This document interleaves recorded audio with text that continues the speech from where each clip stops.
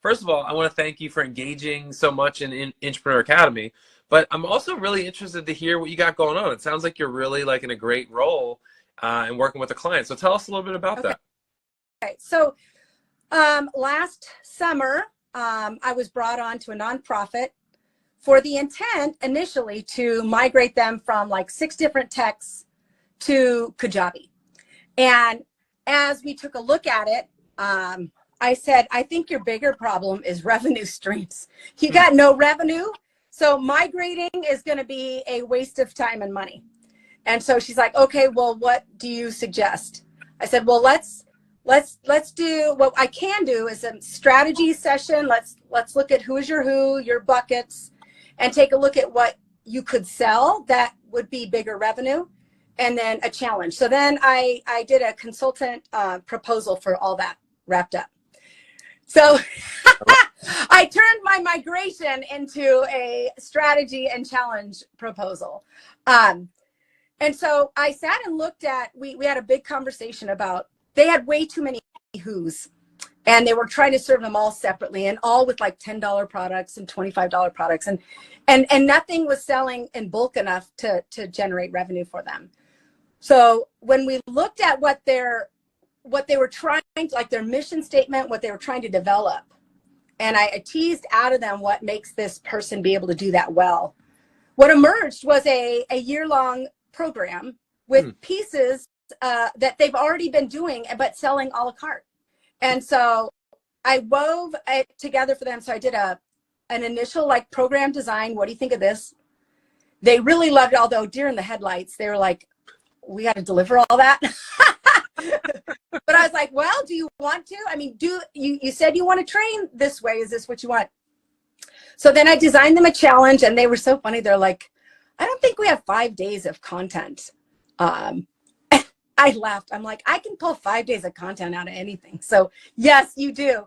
So I mapped it out. They're like, wow, this is it. So we did the challenge, and they sold $75,000 worth of the program that I designed, and we hadn't built a lick. Come on, that's amazing. So it was really cool, because then from there it was like, okay, Jill, well, we got to do another proposal. We got to hire you back on to help us build this thing you've just helped us sell. So that's what we've been doing, is building that. And then we just ran the challenge again last week, and so we're in like follow-up week. And it didn't. How'd the second one go, Jill? How'd the second one go? It didn't have the same sales, but it had a lot colder leads. So the first time around, they had a ton of signups. Last time it was like, I think 450 people signed up for their challenge. They had a lot of engagement, huge engagement, but a lot of them were warm. People that had been working with them and following them for their 10 years of existence. Wow. This time was more word of mouth. Everybody telling their friends, which was great, but all like so much cold traffic. Cold traffic is really hard to win. And it's possible, but I don't think we had our challenge content as tight for a cold traffic.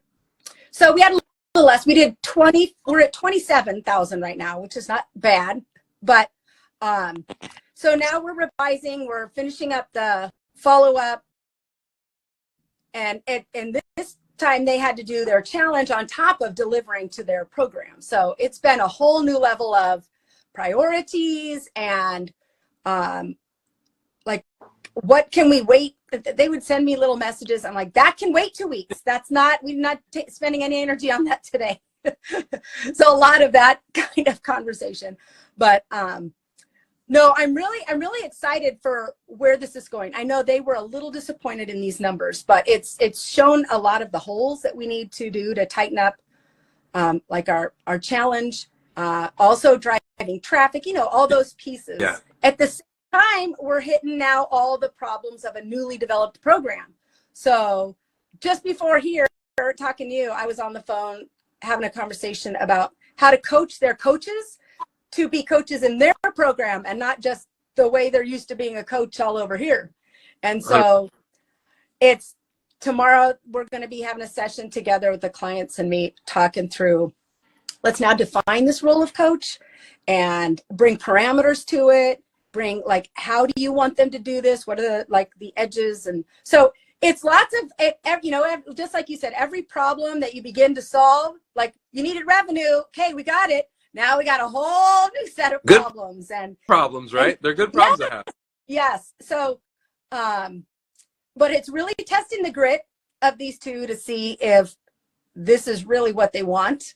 Because I'm like, you know, if we're going to press forward, you have to be all in on this, because this is, it's raising new problems. You've got people who've commit for a year. So that's what I'm doing. I don't know if that's, well, that's it in a nutshell.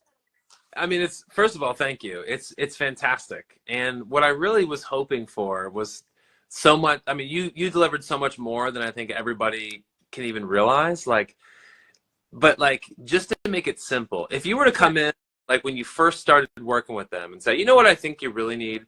I think you need to redefine how your coaches coach. Yeah. Just gut feel, how interested would they be in those services? They had coaches, but it was not, there was no relevant grid yet for that conversation. Right. There's no priority. Exactly. Like what you did is the definition of what we call land and expand, right? You landed in a certain place with a certain need. You actually met them where they were at. Hey, we need to migrate to Kajabi. Now, whenever you hear migrate and you don't have tech chops, just know it's like a colonoscopy. It's the worst. It's the hardest thing to do, is to migrate anything. So, and it's also a very, very difficult thing to scope, right? You could be like, oh, I think it's going to cost, I'll do it for $5,000. Well, you probably underpriced yourself by at least 2 or 3 times. But so migrations are hard, but what Jill found is you found other pieces of the puzzle that were necessary in order for the migration to happen. So their own priority was not in alignment, which I love, because what made you make that decision, Jill? Like, what was the pivot point for you there? Well, I looked and I said, you could migrate, I think that like 2,000 people in different buckets with different exposures to things and different emails. They had email systems and all. I said, you could migrate these straight over. But your problem, even with considering the migration in the first place, is your lack of revenue. And so if you don't bring in money somehow, moving them over here, it's like moving all the chairs on the Titanic. It's really a waste of time. As we spoke, they're like, well, revenue is our problem. Like, they immediately were thrilled that I could actually tackle this one with them. And I said, you know, there might be, like, they had been trying a membership model and at a low price point. Well, they're busting their chops to try to get people in at like $27 a month. Like, that's a lot of work. Yeah. And yet it was not delivering what they really wanted to be making. I said, your vision is for this. And right now you're selling things over here, hoping these are just going to buy you money so you could do this. Let's just do this. Right. Let's just do the thing you said you wanted to do. Yeah. That's the vision. Now, what's cool, Jill, is that like you intrinsically knew what their vision was. Now, you might not like be able to write it down and be like, oh, they're so passionate about this thing. But I can promise you, and everybody else, anybody that watches this, is that every business owner's vision is revenue, because revenue creates opportunity for them to actually fulfill on the thing that they're trying to create anyway, right? So the fact that you shift the conversation to the vision is just kind of a testament to you co-missioning with them to create the thing that they really wanted. Because you're right, a migration is never going to have a return on the investment. It's rarely, right? It might help you efficiently, like for efficacy internally, but other than that, like by and large, it's not going to help you that much. So you putting $100,000 to the bottom line does help, right? And it does create these new opportunities where you get to continue to solve the next most important problem, which we rarely know what it is until we solve the problem before it, right? So I just love that, because you took these steps so intentionally. And it's like, so some people might watch this, Jill, and say, well, how did you know what to do? Like, you know, like what was the thing that got you to kind of go down the path to discover a little bit more and to dig in a little bit deeper? Well, I knew and wholeheartedly believed in their vision and their mission. So I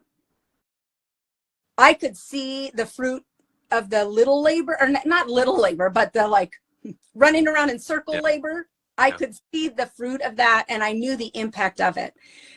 So there was a strong belief in my part of, I really want to help their vision come to life, which, as you know, I've been an entrepreneur for most of my time. So for me to step into intrapreneur was really different. I was like, what are you doing, God? Because I thought I was going after mine, but there's just something about them and their vision that it really internalized for me. So when I saw their vision and saw them like running around in circles with not headed toward it, I said, let's look at what you're saying you really want over here. And let's talk about what that would look like. What does that look like if you're there? What does that look like for your time? What does that look like for the people that you're pouring into? We don't have to have any of these plans. Let's paint this picture of this vision so clear that I knew if I could get them reconnected to that in their heart, that, because I knew the path to get there was gonna be hard. Yeah. I mean, it's just developing a program and all the facets of it, and building a team and all of the funnels. They didn't even know what a funnel was. They knew they needed them, but they're like, what's a funnel? And so they knew that there was going to be a lot I knew there'd be a lot to that, a lot that they didn't know. And so I had to start with and reignite their excitement for what they really wanted. Then when that was alive, then I could begin to propose a path to it and how I could help them build it. Mm-hmm. I did help them build a lot of it. So I stepped out of role just of consultant. What they got really was a full-time like marketing director, sales director, challenge coordinator, program design, like way more than what I had in my consultant. But my intrapreneur side knew that if I was going to really help them get to that vision, I was going to have to do these pieces and help them. So I guess that's the steps I took. I knew I had to reignite their vision. And then I knew I had to take a look at what were the most important problems, like you were saying, the most important problems we got to solve first. And the others, I just had to put on a list and say, we'll circle back, and encourage them to trust me on that. There's so much meat here that we could probably go on forever, but I just want to honor you for seeing the need, right? And meeting the need, and just, and I just love how you articulated you're an entrepreneur, but you saw this thing, right? This vision, the mission that they were going after. You knew that you had something to bring to it, right? So maybe like kind of close us off with like, what is that energy difference? Like when Jill is the entrepreneur versus Jill is the intrapreneur. What's the difference? Is there a difference? And like, how could other people maybe identify that for themselves? Well, what I finally landed on is that my entrepreneurial endeavor is to bring other people's vision to life right here. And so I'm still entrepreneuring. The entrepreneur of helping somebody's vision come to life is really at the heart of me. Like, yeah, I was realizing I was doing that before even I did some author things, some different stuff where I was trying to I was working with the individual to bring their vision to life through authorship, through the tech piece. And I realized, wow, my entrepreneurial endeavor is to help other people bring their vision to life, which is intrapreneuring for a period of time with them. So good. It's so good, right? Because it's like that entrepreneurial spirit is so necessary as an entrepreneur. Because yeah. I mean, like you said, like you came in from a tech perspective, and then you helped with the potential migration and the thought process and the procedure that goes along with that. And then you started to help them coordinate a challenge as a marketing director. And there's so many different streams and responsibilities and deliverables in implementing those practices that are necessary just to project manage a challenge. And then you made sure that they were aware enough that they had to fulfill on this program that you just created for them based off of this laundry list of low ticket items that now you've brought together as a partner in this conversation or in this relationship to create something of value to see. Like, so there was some value ladder consulting in here. There was some product management. I mean, there's so much goodness. And man, we just want to honor you, Jill, because it just embodies what entrepreneurship is about. It's not a second-class citizen. In fact, I would imagine they're singing your praises pretty Uh, high. a part of like noticing like you talked today, unpacking the procedures to the problem, was that they have no processes or procedures. And even within their program, it's all in their own head. And so I sat with them for a time saying, look, okay, so now that we're going to deliver this program, we have to pull what's in your head out, because it can't be you 100% of the time always live. There has to be some tools and support and things like that. So what I realized what became a priority was I need to help them develop tools.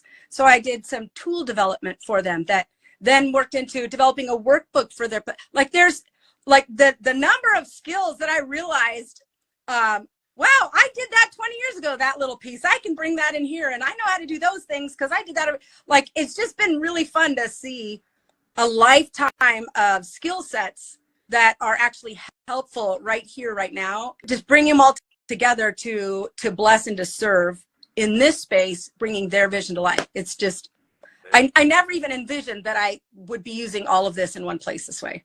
So Amazing. And would you say it's enjoyable, or I mean, you sound like you've got a lot of energy about it. Are you having fun? Oh, I'm enjoying it most days. I do have to say the people management, like I find probably a quarter of my time is coaching their mindsets and coaching their shifts, talking them through anxiety about something, or why we don't want to offer $10 items and down yet, like the belief that this can still happen, or that, $25,000 is nothing to like be disappointed about. But some of the ways they've been operating for so long is 2 people in a nonprofit for 10 years, Wow. Nobody else, because they couldn't afford anybody else. And so the expansion is on their own, like all the things they didn't know. There's just a lot. I'm realizing a big portion of what I'm doing is coaching them here,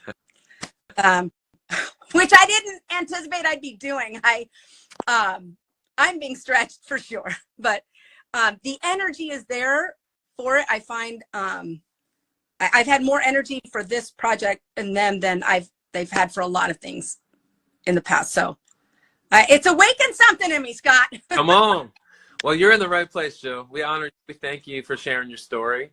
It's so important, especially as we kind of navigate entrepreneurship, and then people recognize, like, it's unfair for you to say you're a contractor or a consultant, because you're functionally diverse and you're operating at a high level and making a big impact across a variety of different areas, a variety of different problems. So anyway, we're excited. We thank you, Jill, man. Like, I feel like there's some frameworks out here that we just need to re-highlight. And one little bit of information, maybe as you continue to like entrepreneur for this client, one thing to keep in mind is like, and when you're in launch versus grow versus scale, those 3 phases of the business, the elements, the ingredients that are necessary at each one are different, right? Yeah.